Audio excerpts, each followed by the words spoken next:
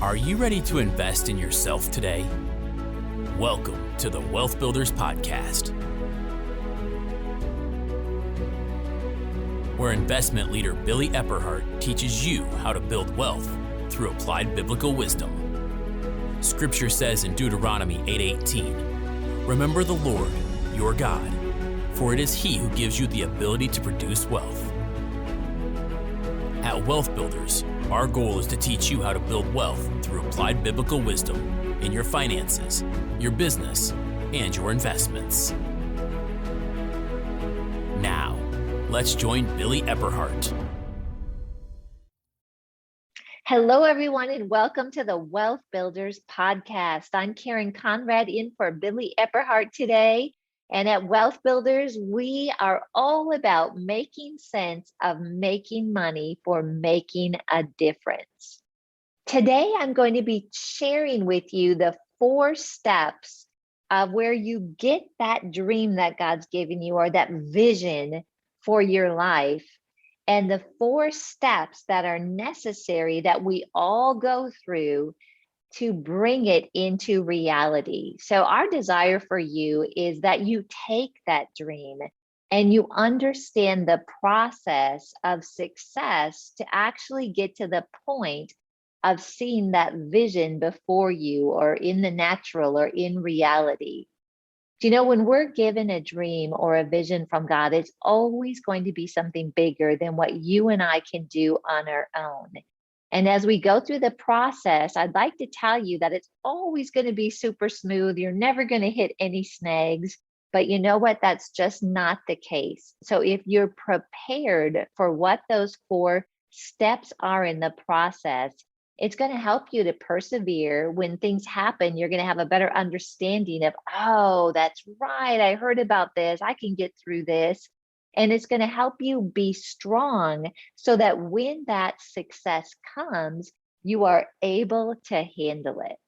So the 4 stages that we're going to be talking about today are: number 1, dream; number 2, distress; number 3, develop; and number 4, demonstrate.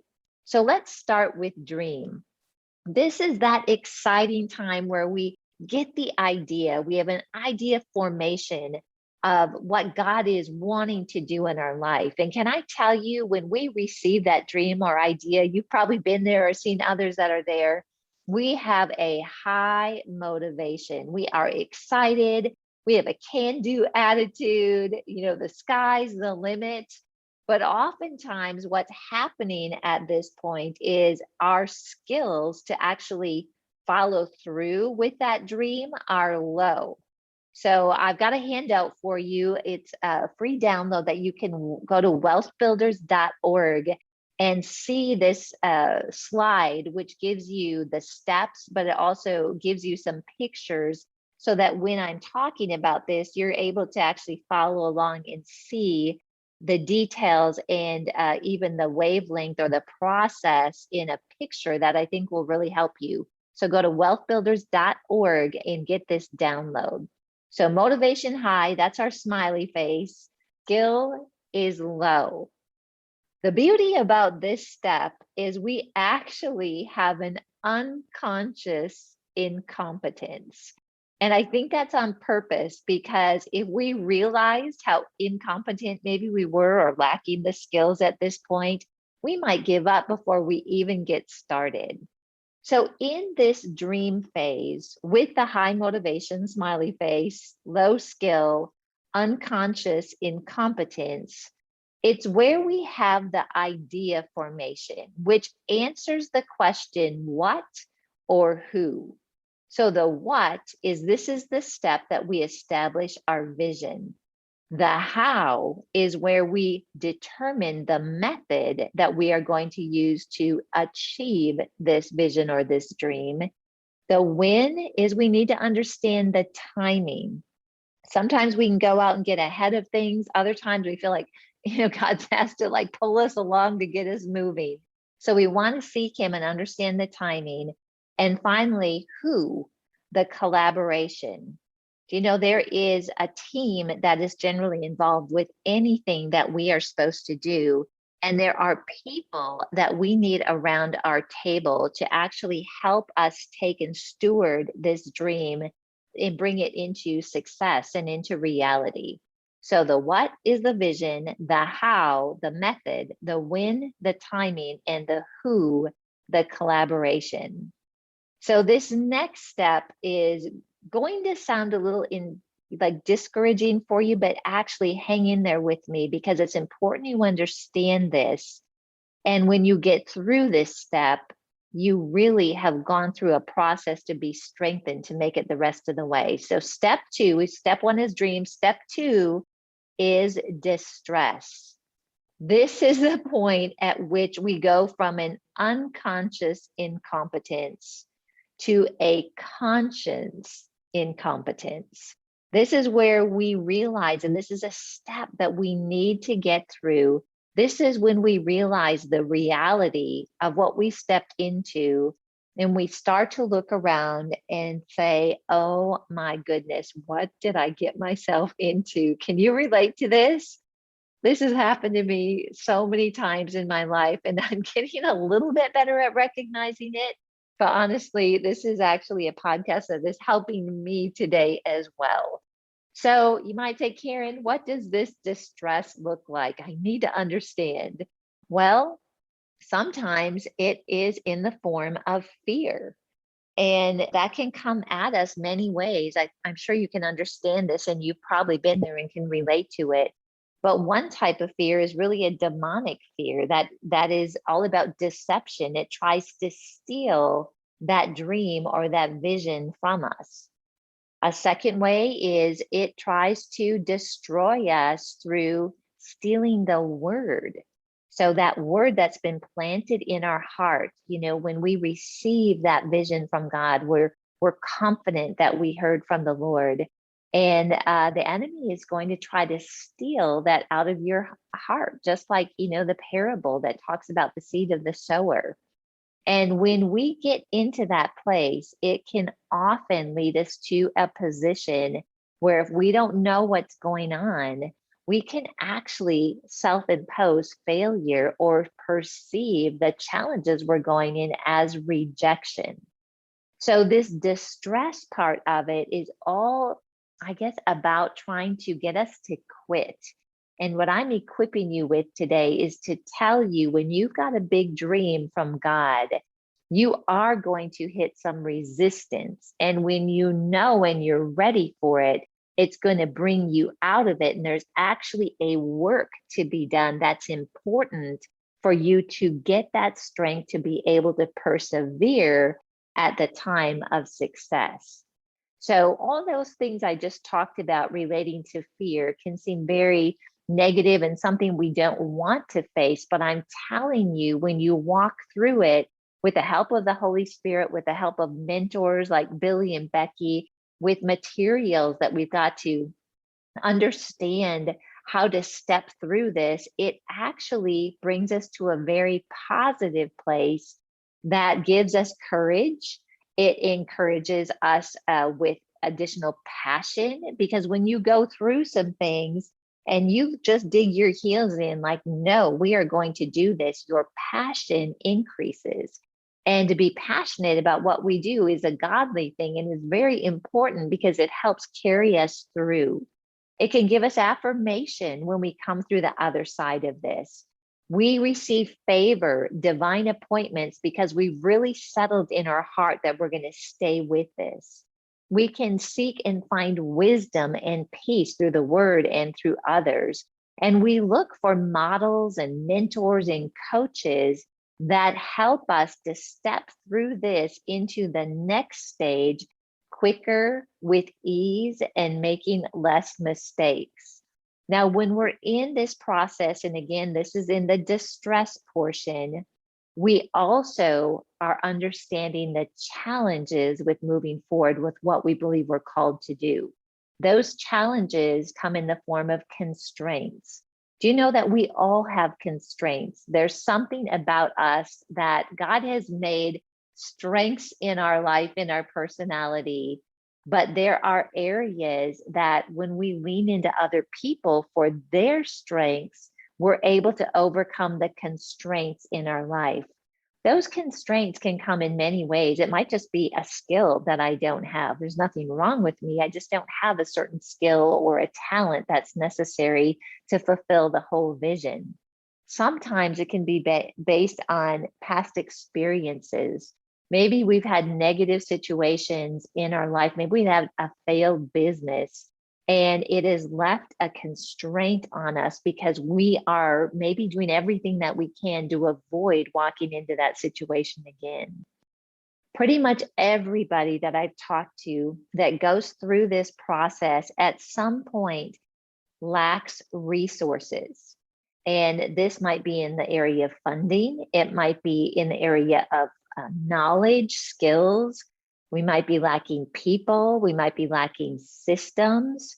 And those can be challenges that are presented during this time that actually help guide us into what we need to do to get to the next level. When we're entrepreneurs, which I am, and I'm thinking many of you listening are as well, when we start businesses, generally we do it with just ourselves and we have to fill a lot of different roles. And that can actually be a constraint for us because for us to scale up, we have to develop opportunity, we have to develop the strength, we have to develop the willingness in many cases to allow other people to help us or to step in different areas of the business. Otherwise, as entrepreneurs, we'll either get burned out or we are capping our business and it will never grow to the level that we would like to see it or that God intended. And actually, sometimes challenges can be with our friends and family. And those are things like, for example, one of the things that I deal with a lot is I love to work. And I work into the night. I'll work sometimes until 2 or 3 in the morning. And as you can imagine, that is not always something that my family appreciates, right? So our family and friends can help bring balance. But also sometimes our family and friends might not see the vision that we have and might not initially or down the road even support it. And so we need to address these things. We need to be aware that our friends and family are there to support us and actually to bring balance to our life so that we are not throwing everything we have into achieving that dream, but they help us to see that there is life outside of our business or these endeavors and that we take time to enjoy families and family and friends and really enjoy the life that God has given us. So that is the second step, which is distress. Now let's move into the third step, which is develop. So when we have gotten through that point of distress, we're understanding the things that we need to work on to get the next level, because oftentimes those are the things that bubble up in that distress moment. Then we can start to apply things to actually develop and get prepared for the fourth step. So we can first get wisdom, which is found in, God shares a lot about that with us in James 1:5. We gain knowledge, we gain skill, and we do that through training, maybe Wealth Builders University, maybe you read books on it, you learn from mentors. We develop a plan for funding. We consider and write down and start to develop the culture that we want to have in this endeavor and in this business. We start to look and connect with people and systems that can help us get there. We look for a mentor in the business that can help us to get to the next level faster. And I think I talk a lot more about this in actually some other teaching that I'm sure we'll be sharing with you at the Wealth Builders Conference coming up. But mentors can get you to where you want to go in a fraction of the time. So I was at the conference here in Dallas with Andrew Womack, and Billy was there as well. And one of the things that Andrew was sharing was that it took him 50 plus years to get where he is today. And he looked back on that process and he made a lot of mistakes and would have done things different. But he was sharing that Mike and Carrie Pickett, for example, who were also speaking at that conference, have gotten so much further, so much faster because they have learned from people like Andrew and others where they didn't have to go through all those hard knocks. And then when we're in the 7 mountains, which our friend Lance Wallnau talks a lot about, we have to understand through that developed stage who are the gatekeepers, what networks do we need to be a part of, and where does our area of influence overlap with others and start to make those connections. So this is actually a very encouraging part of the process because we're at the point of conscious competence, meaning we understood what our incompetence was. And this allows us from that distress stage to begin to recognize and know where to develop so that we become competent. And then the 4th stage and the final stage is demonstrate. When we have gone through the dream, the distress, and the develop, we get to enjoy that point where we are experts and we can demonstrate not only in our business, but actually to others. This is the point at which we've kind of made it. We see that vision, that dream become reality. So now it's time for us to look at how can we improve and how can we refine. In this stage, you're at the point too where you're actually modeling and mentoring others. And this is that icing on the cake. It was worth, all that you went through because you start to see results. And this is what we call unconscious competence, meaning you don't have to think about what you're doing every moment of the day. It's natural for you. So you just walk through what you have learned and developed in a way that you don't have to think about every step, and it becomes something that you are unconsciously competent. Now, I wish I could tell you that you can jump from the stage of dream to demonstrate and maybe not have to go through the distress and develop. But this process is something that is important. We all walk through every step of this. And so I really hope this has been helpful for you. If you've got that dream that you are pulling off the shelf, or that business you want to start, or that real estate endeavor that you want to jump into, look at these steps and be prepared. And actually, you can build a plan off of this and see, with God's help, you're bringing that dream into reality. So thank you so much. Again, go to wealthbuilders.org and you can download this 1-page slide that I think is going to help you a lot. And I also want to share with you, we've got a Wealth Builders Conference that's coming up in February of 2022, and we are going to be opening up those ticket sales in the next week. So you want to really try to be a part of that. It's our biggest event of the year, and we are so excited for this year's event. That's in February. It'll be in Denver in 2022. And also just a reminder that if you go to Billy and Becky's website at wealthbuilders.org, they have written over 1,000 blogs. There's so much free content out there in all of these areas of making sense, of making money, from making a difference. So I encourage you, if you've not connected with us to receive our emails or checked out that website, go do that now at wealthbuilders.org. Thank you. God bless you and have an awesome day. We hope you learned something of lasting value today from this Wealth Builders podcast. If you'd like any tools, teachings, or resources mentioned in the podcast, you'll find them online at wealthbuilders.org. Wealth Builders exists to teach you how to build wealth through applied biblical wisdom in your finances, your business, and your investments. The Wealth Builders podcast is produced by Celine Williams, with music by Audio Jungle and narration by Greg Hunter. Wealth Builders is a nonprofit organization. We depend on your donations to keep this podcast running. Please consider donating to us on wealthbuilders.org.